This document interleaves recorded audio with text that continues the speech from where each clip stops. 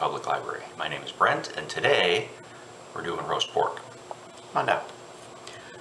So what we're doing today is just a very simple take on pulled pork. I've got a 9-pound pork shoulder here, which is, even with today's pricing, is still a very reasonably priced piece of meat. I pulled it out of the plastic. I dried it off with some paper towels. We're going to season it very simply, and then we're going to roast it in the oven nice and low and slow. So let me show you a little trick here. So pork shoulder does have a fair amount of fat on it. This one here is trimmed fairly well, but it's still got a fair amount of stuff running through it. You can see that there's a bone in here too, which is visible on two sides. That's going to be real easy to get out later, but it's very challenging right now. So first thing I'm going to do is I'm going to take a nice sharp knife, and I'm just going to make some shallow score lines across the top. And I'm going to do this in two directions. And there's two reasons for this. It's going to help the seasoning penetrate a little bit more and help the fat render a little bit better. Now we're only going about a 1/4 inch, maybe 1/2 inch deep here. Also, it's going to look pretty cool when we're all done. We're going to do that all the way across in that direction. And then we're going to just come back and do the same thing in the other direction.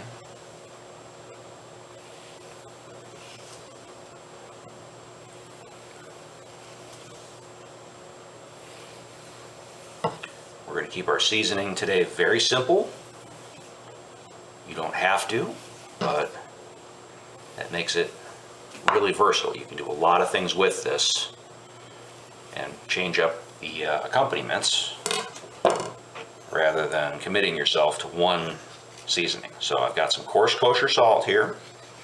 And we're going to be relatively generous with the salt. This is a big piece of meat.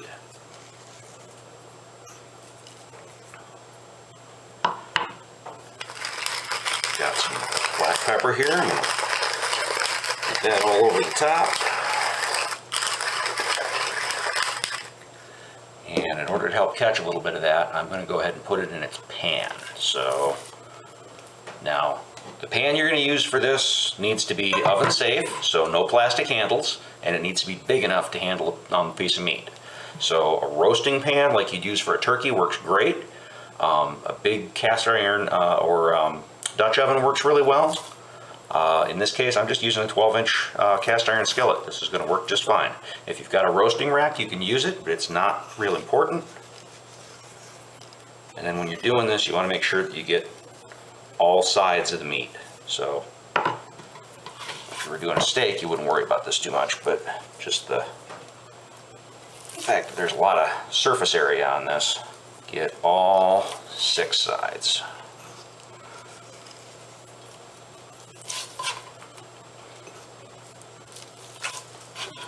And hit that with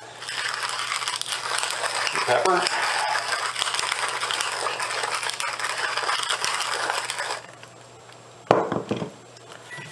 Get your score side up. We're going to pop this in an oven at 250 degrees and let it go for about 6 or 8 hours. Okay, we're back. So that's been in there a good long while. And you can see that the fat has crisped up on top. I've got a meat thermometer in there. I'm checking that. We want an internal temperature of about 180, 185 degrees. That's important for everything to kind of break down to the point where this gets super tender. You can see that the meat's pulled away from the bone a little bit. We're going to be able to pull that bone right out of there. Now, I do want you to see what we've got here too. We've got used a fat separator and poured off the juices that accumulate from this. So this down here, the dark stuff, is pork juice. The stuff on top is all fat, so you don't necessarily want that fat. So we're going to set that aside. Do not pour this down your drain. Water and sewer will not be happy with you if you do that. So I'm going to take a moment. We're going to start to give you a little bit of an idea just how this pulls apart. Get in there with a fork, and you can kind of see how this pieces of it just shred right out of there like that. So I'm going to take a few minutes and pull all this apart, and we'll show you what to do with it. just to show you, I do want to show you how that bone comes out of there. So you're going to kind of get a hold of it and then pull it, and that's going to just peel away from most of the meat. You may have to work at it a little bit, but for the most part, that is just going to come right out of there. Get all the meat and goodness off of it, and just get rid of the bone. We've got the bone out of there, and you're going to see that this is going to come apart into pieces.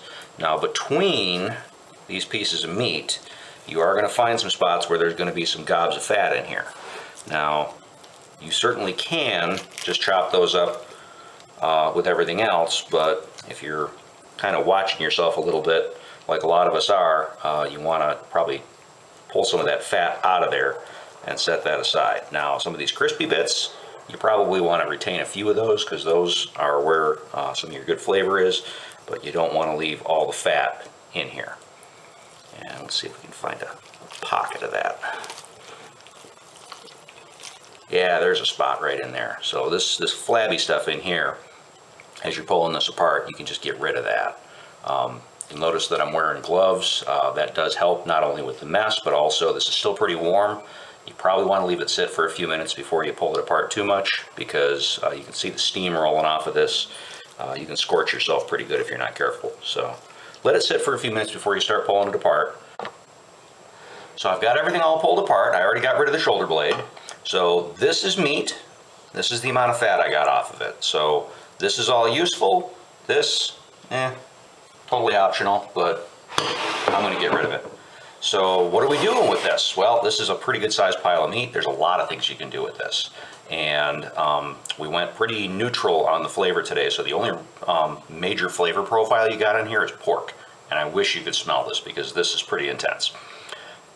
But today we're making tacos. So I got a couple of corn tortillas here, and I warmed these up. It's important when you're using tortillas, especially corn ones, to make sure that they're warm when you use them.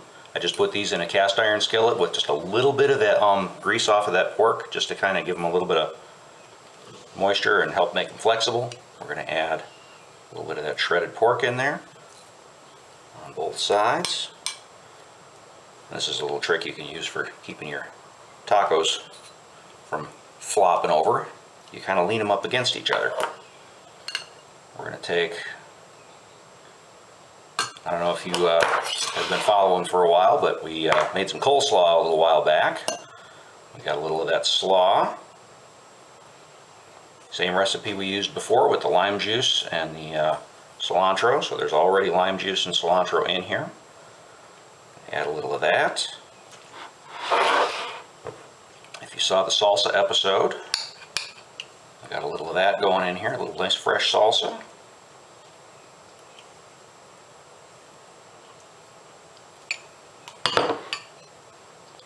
Top that with a little bit of sliced avocado. And serve it with a squeeze of lime. We got some pulled pork tacos. Now, I mentioned that you got a very neutral flavor profile with the pork. By doing it this way, you can go all kinds of different directions with this.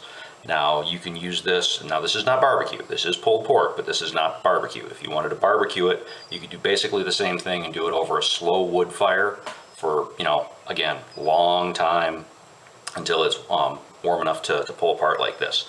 That internal temperature of about 180, 185 degrees is important for it to break down enough that you can do this. Otherwise, you're going to have to use a knife and cut it. This stuff is done long before it is ready to pull. This stuff here, you can turn this into, lay this on a bun with a little barbecue sauce and some onion. You got barbecue sandwiches. Make this in January. Take those pork juice there and turn it into some gravy, serve it with some mashed potatoes. Fabulous. Take a little of this stuff, chop it up, put it over pasta with a little tomato sauce. Very nice. Very versatile. A lot of things you can do with pulled pork. This is only one way you can use it. But the pulled pork taco is something I really like. Give it a shot.